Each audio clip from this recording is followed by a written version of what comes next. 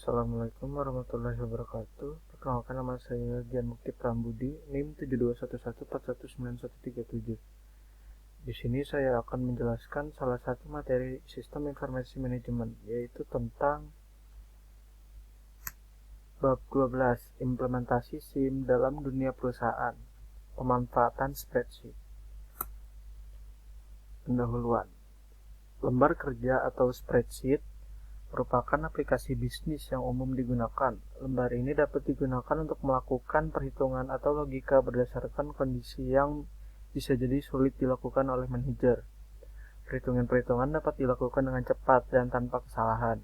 Dengan menggunakan lembar kerja dan tidak mengandalkan perhitungan manual, para manajer dapat mengurangi risiko kesalahan matematis yang dapat mempengaruhi pembuatan keputusan mereka. Lalu lanjut ke contoh. Contoh ini membuat sebuah faktur. Figur P61 menampilkan lembar data invoice. Figur P62 menampilkan lembar data diskon. Tab yang ditandai pada bagian bawah layar memberitahuan pada Anda lembar data mana yang sedang ditampilkan.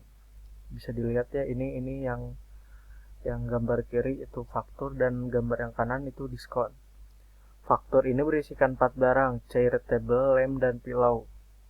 Masing-masing barang memiliki harga unitnya masing-masing, dan sejumlah diskon ditampilkan berdasarkan masing-masing unit. Harga per unit dikurangi diskon dikalikan dengan jumlah unit yang dipesan menghasilkan harga keseluruhan. Harga keseluruhan dijumlahkan untuk menentukan total faktur. Jumlah ini yang harus dibayarkan oleh pembeli bergantung pada kapan pembeli tersebut membayar faktur. Tanggal 7 April 2006. Formatnya itu berarti bulan, tanggal, tahun adalah tanggal saat faktur tersebut dihasilkan. Pada tanggal tersebut pelanggan akan membayar jumlah total, tetapi jika pelanggan menunggu 30 hari sebelum membayar hingga 8 Maret 2006, jumlah yang dibayarkan adalah 101% dari jumlah total atau 2,228 $,33 setelah 60 hari. Jumlah yang terutang adalah 103% dari total. Sel-sel lembar kerja pada lembar data invoice diformatkan sedemikian rupa sehingga menarik secara visual. Sel-sel pada lembar data diskon telah dibiarkan pada format aslinya karena pengguna umumnya tidak melihat lembar data ini. Spreadsheet memiliki kelebihan dibandingkan program perhitungan sederhana, yaitu dapat digunakan untuk memberikan kapabilitas sistem informasi yang cukup rumit bagi perusahaan. Oleh karena itu, tampilan lembar kerja sebaiknya berbentuk formulir yang membantu membuat keputusan. Mulailah contoh ini dengan membuka program Excel. Perhatikan bahwa terdapat 3 tab lembar kerja pada bagian bawah layar. Ada sheet 1, sheet 2, dan sheet 3. Kita hanya membutuhkan 2 lembar data untuk contoh dan kita ingin menamainya invoice dan diskon. Klik tab sheet 3 dan pilihlah perintah edit, diikuti subperintah delete sheet dan bukan subperintah delete. Kita lanjut lembar data diskon. Isi lembar data diskon akan dimasukkan pertama kali. Tujuannya dari lembar data pada contoh ini adalah menentukan jumlah 2 unit harga yang menentukan presentasi diskon. Pada contoh kita, jika jumlah harga unit lebih besar atau sama dengan 100, maka diskon itu 15%. Harga yang lebih besar atau sama dengan $50 menghasilkan diskon 10%. Anda harus memasukkan nilai-nilai ke dalam sel seperti yang ditunjukkan dalam figur P62 di buku. Formula yang digunakan dalam lembar data invoice bergantung pada nilai-nilai pada sel-sel tertentu di lembar data atau diskon. Di lembar data diskon. Perhatikan bahwa nilai-nilai persentase dibiarkan muncul sebagai 1 dan 15. Nilai tersebut belum diformat sebagai persentase dengan tanda persen. Jumlah $50.000 dan $10.000 telah diformat. Setelah mengetikkan nilai 50 dan 100 ke dalam sel-sel A3 dan A4, tandailah sel-sel tersebut dan pilihlah format, diikuti perintah subperintah sel. Maka layar pada figur P64 akan muncul. Pilihlah sebuah format mata uang dengan 2 desimal untuk mendapatkan format yang diinginkan bagi nilai-nilai ini. Lalu lanjut ke lembar data faktur. Lembar data invoice jauh lebih rumit. Mulailah dengan membuat kolom cukup besar sehingga dapat menampung nilai dan judul faktur. Gunakan mouse untuk memilih kolom A hingga G. Kemudian pilihlah perintah format diikuti perintah column dan width. Sekarang Anda dapat memasukkan data di mana nilainya tidak akan melebihi ukuran sel. Anda harus memulai dengan memasukkan nilai data ke dalam sel-sel yang tidak membutuhkan perhitungan. Nilai Anda mungkin tidak muncul dengan yang sama seperti pada gambar invoice. Kita akan memformat field ini setelah nilainya dimasukkan. Sel A1 telah memiliki entry invoice. Sel B3 hingga B7 terisi kata-kata item, chair, table, lamp, dan pillow. Harga satuan juga dimasukkan ke dalam sel C3 hingga C7. Lewat di kolom D, nilai-nilai ini akan dihitung, kemudian masukkan unit ke dalam sel E3 hingga E7. Masukkan kata-kata diskon dalam sel D3 dan extended price dalam sel F3. Masukkan masing-masing total, amount due, date dalam sel G8, F10, dan G10. Kita ingin meletakkan teks di tengah sel-sel A1 hingga G13.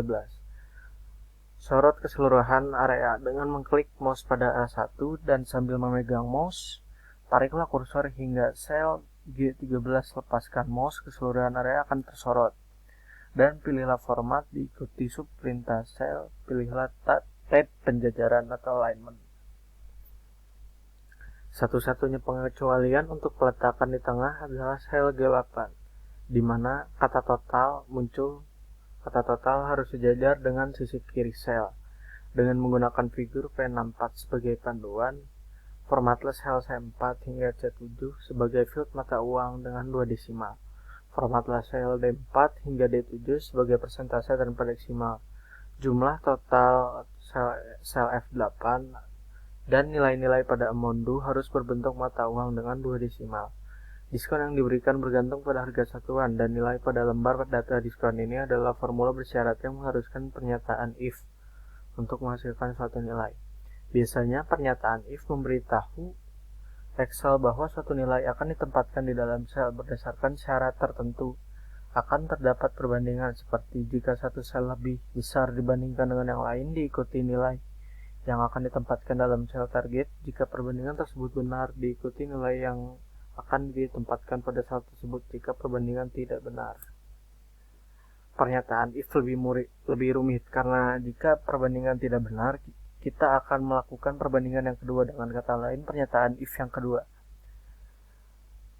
Figur P67 yang di bawah ini menunjukkan pernyataan if untuk sel D4. Lihatlah baris teratas dari lembar data di atas sel-sel itu. Jika nilai dalam sel C4 itu lebih besar atau sama dengan nilai lembar data diskon pada sel A4, maka nilai lembar data diskon sel B4 akan ditempatkan ke dalam sel. Sel tersebut telah ditandai sebagai A4 pada lembar data diskon, tetapi tanda dolar itu mengawali tujuan kolom dan baris. Kita dapat menyalin cut and paste formula ini ke dalam sel-sel lain. Jika nilai C4 tidak lebih besar atau sama dengan diskon, maka perbandingan lain dilakukan.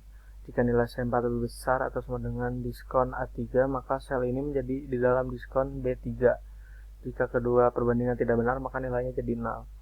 Satu peringatan. Urutan pernyataan if amat penting ketika dua atau lebih pernyataan tergabung dalam sebuah formula.